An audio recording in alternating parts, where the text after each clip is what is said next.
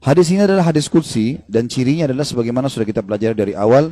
Rasulullah SAW bersabda, lalu Allah yang maha tinggi atau maha suci berfirman. Potongan pertama yang kita ambil pelajaran adalah ana inda dhanni abdi bi. Aku selalu sesuai dengan prasangkaan hambaku. Ini kalimat penting sekali teman-teman sekalian. Selalu dengan prasangkaan hamba. Jika dia berprasangka baik kepadaku, maka dia mendapatkan kebaikan itu. Dan jika dia berprasangka buruk, maka dia akan mendapatkan keburukan. Ya. Maknanya, apapun yang sifatnya kita dapatkan teman-teman sekalian, sifatnya baik, maka misal kita dapat nikmat makanan, kita dapat nikmat kesehatan, apa saja. Lalu kita sangka baik dengan Allah, oh ini berarti Allah sedang melimpahkan nikmatnya pada saya. Alhamdulillah. Itu sudah umum orang bisa lakukan. Tapi kalau dia dapat musibah, dia sakit, kehilangan harta, ditipu orang, gitu kan. Dia di sini juga dibutuhkan untuk sangka baik dengan Allah. Kalau dia sangka baik di sini, dia akan dapatkan kebaikan. Misal dia mengatakan, mungkin Allah akan bersihkan dosa-dosaku, mungkin Allah akan tinggikan derajatku, maka dia dapat. Tapi kalau dia sangka buruk, maka ini akan bermasalah buat dia. Kita akan sebutkan teman-teman sekalian hadis qudsi yang lain. Kalau teman-teman bisa tulis, ditulis hadis qudsi ini ya. Karena ini hadis qudsi mulia sekali ya.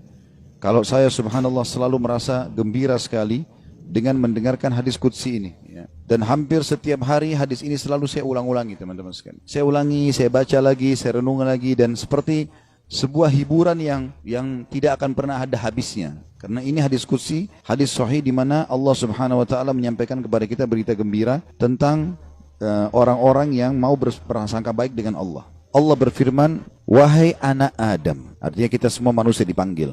Jangan pernah engkau takut kepada siapapun yang mempunyai kekuasaan, selama kekuasaanku ada.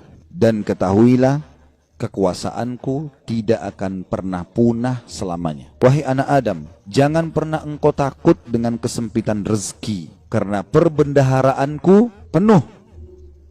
Dan perbendaharaanku tidak akan pernah punah selamanya. Wahai anak Adam, ini potongan yang ketiga dari hadis. Kalau tertinggal langkahin dulu, nanti kita kembali. Jadi Allah Subhanahu wa taala tidak mau kita capek ya. Di sini dikatakan Allah berfirman, hai anak Adam, aku ciptakan kamu untuk beribadah. Maka jangan engkau main-main. Aku menciptakan engkau untuk beribadah, maka jangan kamu main-main. Tadi potongan pertama, kalau ada yang tertinggal silakan. Wahai anak Adam, jangan engkau takut pada siapapun yang mempunyai kekuasaan, selama kekuasaanku ada, dan kekuasaanku tidak akan pernah punah selamanya. Kemudian potongan kedua, wahai anak Adam, jangan pernah engkau takut dengan kesempitan rezeki, sedangkan perbendaharaanku penuh. Dan perbendaharaanku tidak akan pernah punah selamanya. Wahai anak Adam, aku ciptakan untuk beribadah, maka janganlah engkau main-main. Dan aku tentukan rezekimu, maka tidak perlu kamu capek. Tentu anggota tubuh kita bergerak, hati kita bertawakal ya. Aku ciptakan engkau untuk beribadah, jangan engkau main-main. Dan aku tentukan rezekimu, maka tidak perlu engkau capek.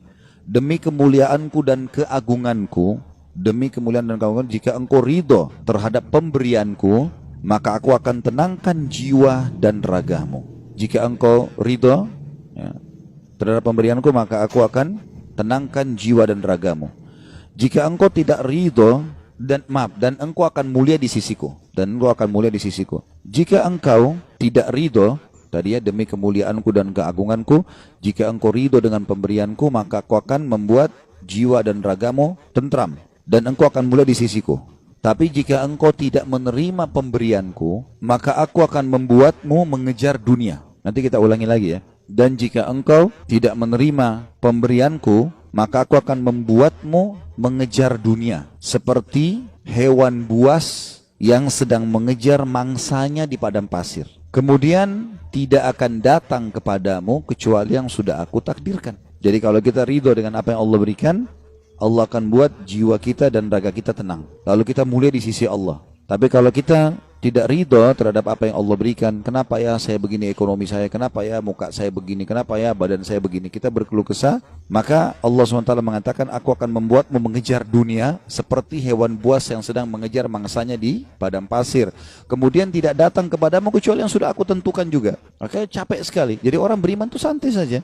Dia akan dapat semua apa yang Allah janjikan. Tidak perlu capek-capek. Nah, orang yang mengejar dunia berlebihan, justru orang kena tidak bisa menerima takdirnya Allah, atau tidak ridho dengan pembagiannya Allah. Wahai anak Adam, aku telah menciptakan langit dan bumi, dan aku tidak pernah sulit menciptakan keduanya. Maka apakah kau pikir aku akan sulit untuk mengurus rezekimu? Wahai anak Adam, jangan pernah engkau minta rezeki untuk esok hari, sebagaimana aku tidak pernah meminta kepadamu amal esok hari. Wahai anak Adam, sesungguhnya aku mencintaimu, maka atas hak itulah cintailah aku. Kita ulangi hadisnya. Allah menyebutkan dalam hadis qudsi, wahai anak Adam, jangan pernah engkau takut dengan siapapun yang berkuasa, raja, presiden, siapa saja, selama kekuasaanku ada, dan kekuasaanku tidak akan pernah punah selamanya. Wahai anak Adam, lanjutan yang potongan duanya, jangan pernah takut dengan sempitnya rezeki, sebab perbendaharaanku banyak, penuh, dan perbendaharaanku tidak akan pernah habis selamanya. Yang ketiga, wahai anak Adam, aku telah menciptakan engkau untuk beribadah, maka jangan bermain-main, dan aku juga sudah menentukan rezekimu, maka tidak perlu engkau capek. Jadi di sini anggota tubuh kita berusaha, hati kita bertawakal. Demi kemuliaanku dan keagunganku, jika engkau ridho terhadap pemberianku, ridho dengan paras wajahnya, tubuhnya, pasangan hidupnya, anaknya, maka aku akan tenangkan jiwa dan ragamu, dan engkau akan mulia di sisiku. Dan jika engkau tidak ridho terhadap pemberianku, maka demi kemuliaanku dan keagunganku, aku akan bebankan kepadamu dunia, atau akan membuatmu mengejar dunia, sehingga engkau berlari-lari mengejarnya seperti hewan buas yang sedang mengejar mangsanya di padang pasir. Kemudian tidak datang kepadamu kecuali yang sudah aku tentukan. Wahai anak Adam, aku telah ciptakan langit dan bumi, dan aku tidak pernah merasa susah dalam mengurus dan menciptakannya. Maka apakah kamu pikir aku akan capek dengan mengurus rezekimu? Wahai anak Adam, jangan pernah engkau minta rezeki esok hari, sebagaimana aku tidak pernah minta kepadamu amal esok hari. Kita tidak perlu sholat untuk besok, untuk lusa, untuk minggu depan, cadangan, tidak perlu. Sholat hari ini. Kita puasa ya hari ini. Ramadan tahun ini. Itu pun hari yang ada kita hidup, kita puasa. Kalau enggak ada. Gitu kan. Hari ini semuanya. Maka jangan kau minta rezeki besok kepadaku, sebagaimana aku tidak minta kepadamu amal besok. Gitu kan. Lalu kata Allah Subhanahu Wa Taala, penutupan hadisnya, ya, sebagaimana sudah kita sebutkan tadi ya. Wahai anak Adam, aku sangat mencintaimu, maka atas hak itulah cintailah aku. Dan makna cinta artinya mengabdi dan berkorban. Ya ikutilah perintahku. Apa yang aku perintahkan, apa yang aku larang, aku perintahkan kerjakan, larang tinggalkan. Ini subhanallah hadis teman-teman sekalian. Setiap kali saya baca, saya pribadi ya merasa ketenangan jiwa. Udah Allah sudah tentuin semua. Dan ini sesuai juga yang pernah saya sampaikan teman-teman sekalian. Hadis yang perkataan Hasan Basri rahimahullah yang mengatakan, aku selalu tenang dan senang dalam kehidupan dunia karena dua hal. Aku selalu senang dan tenang karena aku tahu ajalku sudah ditentukan oleh Tuhanku. Udah, Allah sudah tahu kapan aku mati. Udah nggak usah aku pikirin kapan mati itu. Beramal saja. Aku selalu senang dan tenang dengan itu. Aku sudah tahu ajalku sudah ditentukan oleh Tuhanku, maka aku tidak perlu memikirkannya. Dan aku selalu senang dan tenang karena rezekiku sudah ditentukan oleh Tuhanku, maka aku tidak pernah berpikir untuk diambil oleh orang lain. Jadi kalau teman-teman misal lagi masuk dalam satu proyek berdua sama temannya, atau berapa orang sedang bersaing, lalu kemudian dia gagal, teman-temannya dapat misalnya. Jawaban sederhana, belum rezeki, selesai. Karena biar kita berusaha setengah mati nggak bakal dapat itu. Sudah Allah tentuin. Seperti itulah. Dan tadi sudah kita jelaskan di diskusi tadi, kalau kita ridho dengan pemberian Allah, Allah buat jiwa kita dan raga kita tenang. Subhanallah, orang kalau misalnya mau makan udah habis, oh ya sudah, belum rezeki saya. Tenang jiwanya. Kenapa habis? Kenapa dimakan? Kenapa begini? Sakit hati, perutnya juga lapar. Ya. Jadi ini kaidah hidup yang luar biasa yang mestinya kita fahami ya. Di sini makna juga ana inda dhanni abdi bi, saya selalu dengan prasangkaan hambaku. Seberat apapun teman-teman yang sedang kita alami, terimalah berita gembira selama kita beriman, kalau itu pasti kebaikan buat kita. Sampai ada sebuah hadis qudsi yang lain, ya, kata Nabi SAW, Allah berfirman kepada para malaikat, batasilah rezekinya hambaku yang ini, karena kalau kau bukakan dia akan kufur. Dan luaskan rezekinya hambaku yang ini, karena kalau kau bukakan dia tambah bersyukur. Jawabannya sederhana, berarti kalau kita mau teman-teman sekalian rezeki kita terbuka segala macam, royal di jalan Allah, jangan perhitungan. Allah SWT akan buka, karena Allah tahu ini orang kalau dibukain tidak masalah.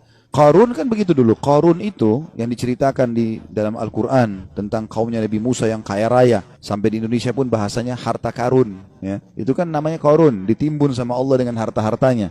Walaupun ahli sejarah berselisih pendapat di mana tempatnya. Ada yang mengatakan di laut, di Turki, ada yang mengatakan di Jordan, negeri Syam, dan sebagainya. Ala kulli hal, dia ditenggelamkan oleh Allah SWT. Sampai semua harta tertimbun dikatakan harta karun. Ya. Qarun itu dulu orang soleh, luar biasa ibadahnya sama Allah. Sampai terkenal di pengikut Nabi Musa yang paling alim, termasuk adalah Qarun. Miskin, rumahnya susah, bajunya kotor, makan tiap hari tinggal tunggu orang kasih. Sering Nabi Musa lewat, kirim salam sama dia, tanya kabarnya, titipin makanan. Salah satu dia bilang, hai Nabi Allah, mintalah kepada Allah agar aku diberikan kekayaan. Susah hidup begini. Nabi Musa alaihissalam berdoa, baiklah, ya Allah bukakanlah rezekinya Qarun. Allah terima, Qarun bertahap, diajarkan oleh Allah Subhanahu Wa Taala.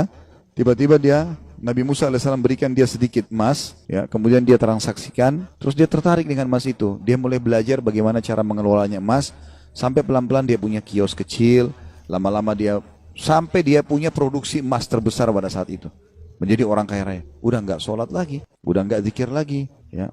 Udah mulai sombong, jalan di pinggir jalan sampai kereta kencananya semua pakai emas. Kemudian Nabi Musa alaihissalam utus orang-orang untuk ngumpulin zakat mal, dia nggak mau kasih. Lebih parah daripada itu, dia mengajak kaumnya dan membiayai mereka untuk memerangi Musa alaihissalam. Sampai akhirnya Musa alaihissalam berdoa agar Allah tenggelam dengan harta-hartanya semua. Jadi subhanallah, Allah itu memberikan dan Allah menahan, itu Allah tahu tentang kita. Ya ibaratnya seperti misalnya anak kita. Kita tidak bahasakan Allah punya anak.